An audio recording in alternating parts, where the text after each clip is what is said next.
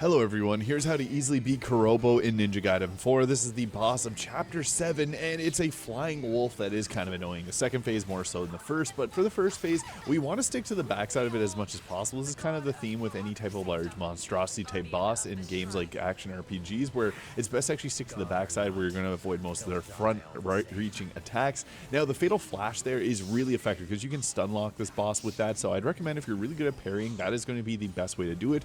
But if you're not great at parrying, it's actually best to try and stick towards the backside of them all possible to avoid getting hit by the attacks entirely.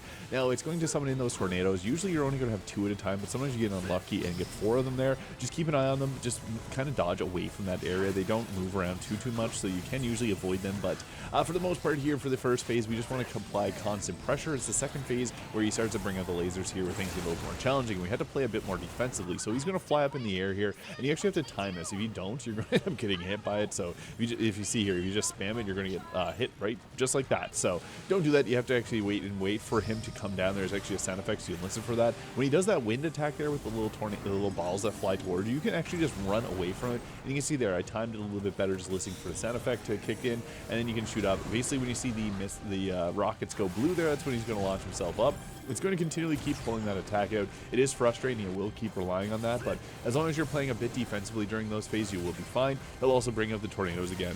Similar strategy the first phase, just keep an eye on them and stick away as far as possible. The boss will come to you if you dodge roll away. So you can see there, it gets pretty fast-paced there with the attacks, but it's honestly a little bit more challenging in the second phase because you can't really get to the backside, so the parries are going to be a bit more effective in this phase of the fight, and I find the parry timing is pretty nice in this section. You can see here, you can get actually a lot of them off back to back, and the great thing about getting the parry off is that you can do exactly what you see there. Stuns locks the boss, so even if you're not great at parrying, the second phase, just as long as you're spamming the block button, it's actually pretty generous from what I've found, so it may even pay off to focus on trying to parry and dodge for the second phase of this fight as much as possible if you're getting a hard time with it. So don't even attack, just work on getting that timing down for the Fatal Flash, which is just pressing the R2 whenever it attacks the parry and then pressing the triangle or Y button. But again, we want to try and stick to this boss as much as possible. We can't really get to the backside here. Watch out for that spinning attack. You're really going to watch for the rockets. When they turn blue, that's really your cue to either dodge by flying up in the air or dodging itself. But that's how to beat Kurobo in Ninja Gaiden 4. If this video is useful, please hit the subscribe button below.